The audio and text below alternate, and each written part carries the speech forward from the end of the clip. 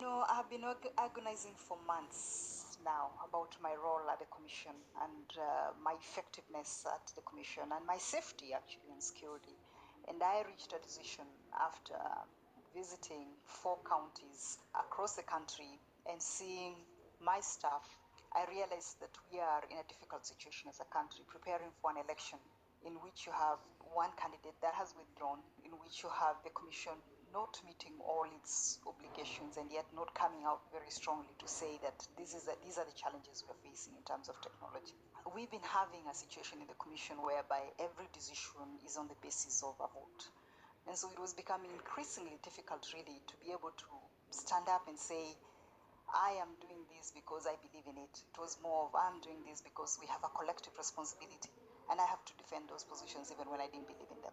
So why don't you stay in Kenya and fight out your position? Why have you gone to the United States? It is not possible, as the Commission is constituted right now, to make any changes internally because you have to have enough votes. The second aspect of it is a safety and security issue. I mean, you are aware that 9 days before the last election, our manager in charge of ICT communication, Chris Musando, was brutally murdered. That has never been resolved. Did you feel there were any threats to your life?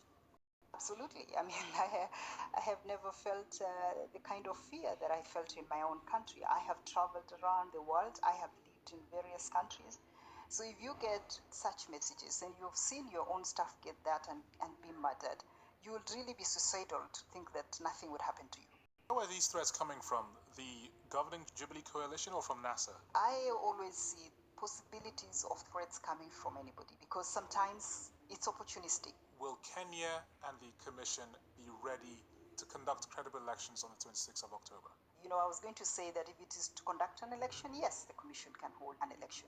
Would it be a credible election? Absolutely not. There is a very high likelihood that the mistakes that some of the presiding officers made during the last election will be repeated. If you are dealing with an election in which at least half of the country is not going to be participating in, could you consider that the environment for having credible election exists? It does not. Has the NASA coalition, the opposition of Mr. Raila Odinga, has that party been putting some of your staff under pressure in some areas in the country?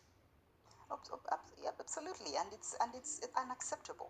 But it's also the constant. You do realise that by giving this interview, you will give them credence when they say that the election process will not be fair. You do realise that they will use this interview to justify scrapping the election or at least getting rid of the chairman of the Electoral Commission.